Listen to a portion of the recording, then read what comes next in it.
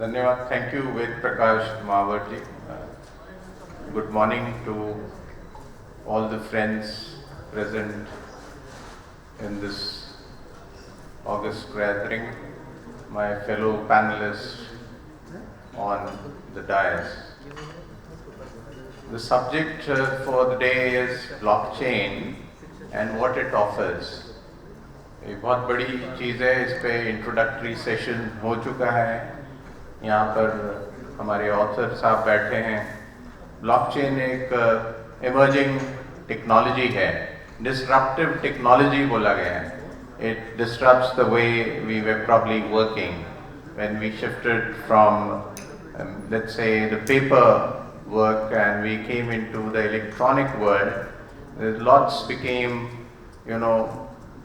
beyond our controls. So you are keeping a large number of your footprints. They kept across the world.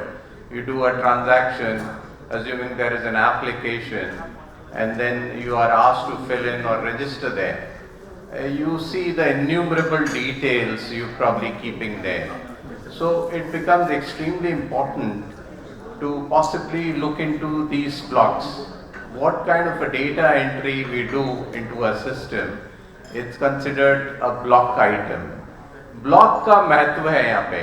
मतलब हम जो मुख्य बात कर रहे हैं कि कौन आदमी किस इंफॉर्मेशन को कैसे एंटर कर रहा है, उसकी ऑथेंटिसिटी क्या है, उसकी वैलिडिटी क्या है, कहाँ से हम उसको क्रॉस वेरीफाई कर रहे हैं. सो जो ब्लॉकचेन टेक्नोलॉजी है ये रेप्यूटेट करता है कि हम किस who is the person who's entering this information, what are the digital details. So that is considered as a block. And then the blocks are linked across the chain. One block of information is made transparent into another block, and you have huge mirroring, let's say, of information. That's the main thing. Simple भाषा में आप किस तरीके के transactions या block करते हैं. कोई एक सेलर है. आज हम लोग सब ई-कॉमर्स कंपनीज पे ट्रांजैक्ट करते हैं, ई-कॉमर्स पोर्टल्स पे. वहाँ पर सेलर्स की there are verification, there are authenticity given. Some people give 4 stars, 5 stars, and based on that you are transacting.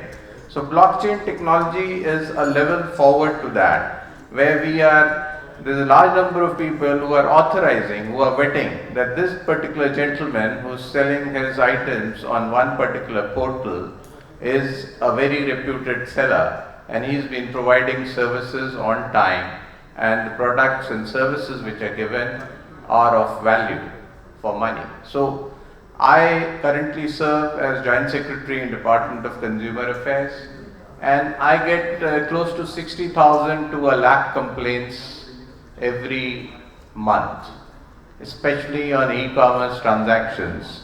And the main cause of complaints is the transactions are not authenticated, there are refund requirements, the seller is not authenticated. He did propose that probably he'd be selling the items and giving them of quality, but when somebody receives them, they are found to be very different from what was probably shown. So there's a huge element of mistrust, and probably this technology, when taken forward, we are looking forward that this blocks are authenticated and this information is available across the world in a differentiated, distributed ledger system. पहले के ज़माने में जब let me give you an example. When I joined the service, तो मेरे पास पहला case आया कि साहब पैरेलल डायरेक्टरी में मैं पोस्टल सर्विस का ऑफिसर हूँ, एंड पोस्ट ऑफिसेस का काउंटर ट्रांजैक्शंस को कंप्यूटराइज किया गया. वहाँ पर पैरेलल डायरेक्टरी ऑपरेटर्स ने बना के जो आप रजिस्ट्री या स्पीड पोस्ट बुकिंग करते हैं उसके रेवेन्यूज एक दूसरी डायरेक्टरी में रखने लग गए.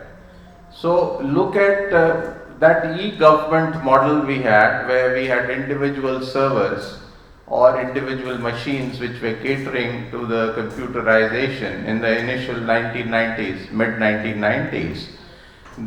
If that information which was stored in that particular machine was lost, it was not mirrored at any other location, there was no network available at that point in time, and therefore we were not able to probably look into the details. If that particular computer or its hard disk is lost, that complete information was lost. And therefore, so what blockchain really offers is fraud prevention. The first and foremost thing which we are looking forward to is, it will become extremely difficult to commit a financial or a transactional fraud if we have a blockchain technology implemented. So fraud prevention, authentication of information is what will be available. We'll be able to see who are transacting on the either side. This is the major takeaway which I think, and that's what the government and all the Niti Aayog papers and other things which have been just mentioned in the inaugural session are mentioning, how we take forward. Another thing was about the DBT, which has been asked now. Who was getting the payments done? There was a huge master roll, if you remember in the earlier times that they were kept in the paper. Who was serving in the PWD or who was the labor in the rural development department.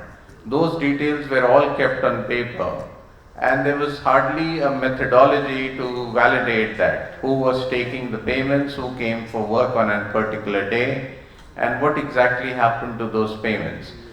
That is from where we are now emerging. We have got a central information system, we have got the Aadhaar system, and there is authentication of biometrics available. And the next step forward is the blocks there. Who exactly is this person? His labeling, his details.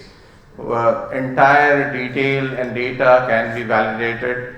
If X is there, who is the father of this person? From which date? What is the date of birth? All these can be looked at the back end, which was not available in the initial period. So from stage to stage, the government is now moving. Initially, we moved from paper. We established a system of authentication of identity of a person who's getting those benefits, and subsequently one has to move to data mining, data analytics, and of course blockchain technology. So going forward, this is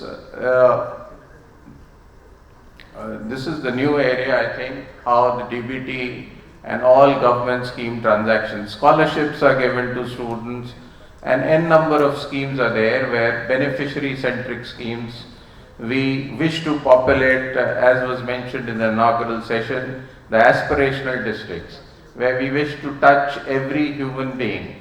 In 115 aspirational districts in the country, the Prime Minister has got an ambitious program, and all these payments in various schemes are likely to be made through Aadhaar authentication system and subsequently through a biometric and blockchain technology. There will be a validation available.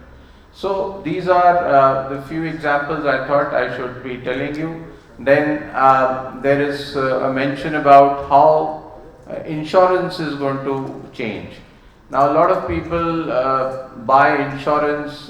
We are all using insurance, car insurance or any other insurance, property insurance, general insurance and life insurance.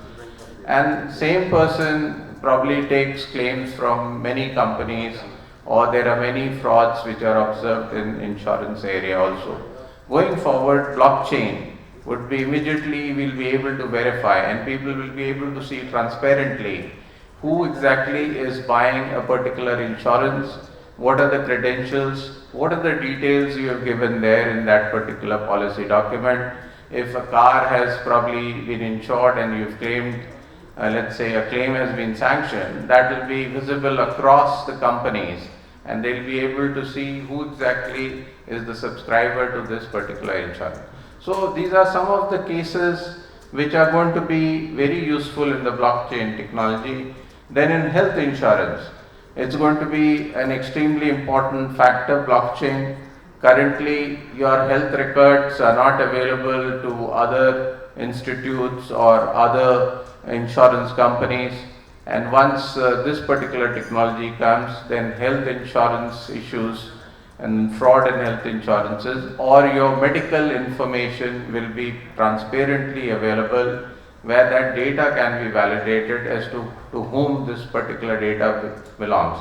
If your medical records of blood sugar, blood pressure and other things in one particular month were X and they marginally change to Y and Z, those will be probably known and they can be clearly ascribed to a particular person through a blockchain technology. Based on that, the risk prevention and the risk becomes another important issue.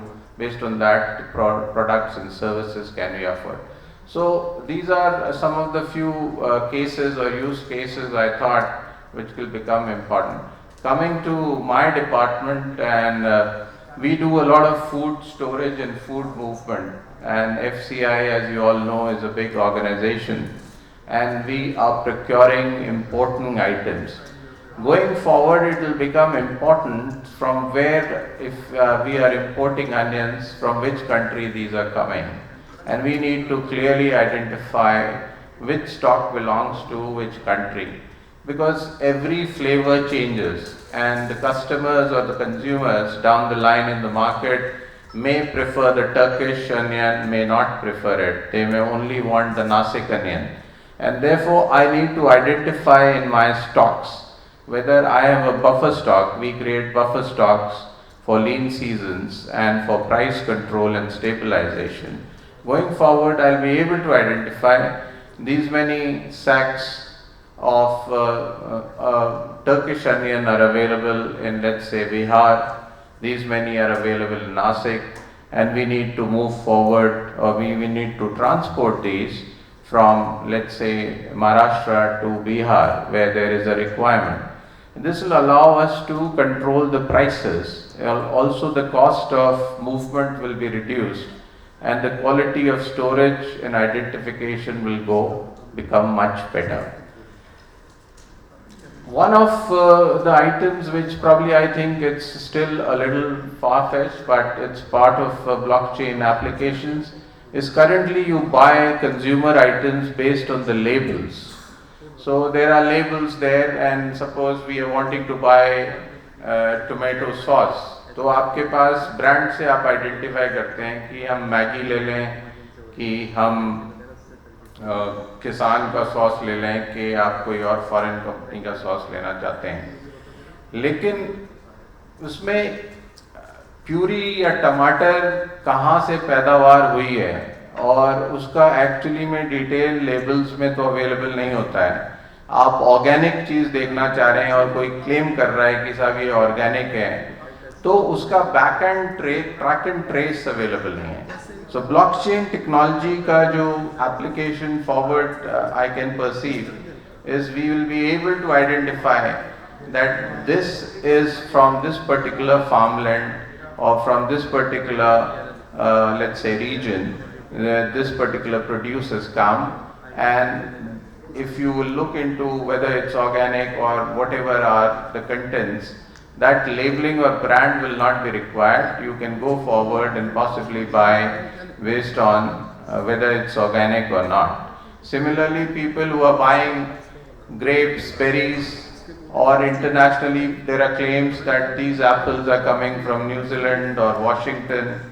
How do we find out exactly these have been produced in Washington? You go and pay probably 300 rupees a kg, but there is no certainty whether these have actually come from a farm in Washington or maybe United States or New Zealand as it has been claimed.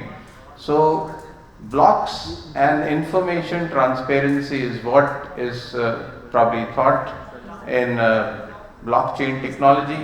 These are linked, and there will be mirroring of information which a lot of people can verify. So these are some of the applications I thought. If you remember, some 4 or 5 years ago, there was a case about ghost employees in MCD and NDMC. So I come to next thing which is mentioned in this thing is the pension payments or even the salary payments. Going forward, I think the blockchain has a solution there. All ghost employees can be eliminated. To some extent, we've been able to do that.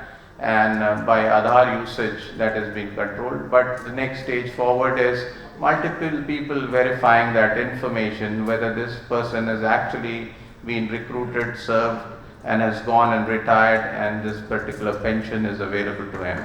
So these are a few examples. I thought I may have exceeded my time already, but I think these are interesting cases. Banking and technology is a huge area which I just touched upon, but there is going to be in the fintech areas, there's a lot of scope for the blockchain technology.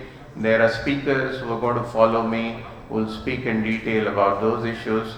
So my thought forward is that the government is well positioned. There is already a great thought on data analytics and artificial intelligence and blockchain to be taken forward, which we are doing, and we are wanting to interlink the information available within the government departments and see. So Niti Aayog is steering that particular program and data governance quality index, and one of the disruptive technologies or solutions which possibly they are looking forward to is the blockchain technology. So I conclude here with the following summarization, that my thought is there will be greater transparency of information. And see, in any case you give your data, so please don't look into your data security. It is well secured. The speaker in the inaugural session has mentioned about it. There are enough technologies which are available to probably secure the information. So the cost of your transactions, cost of companies' transactions will go down. There will be fraud reduction, and there will be information which will help in quicker decision making. So thank you very much. This is all I have to say.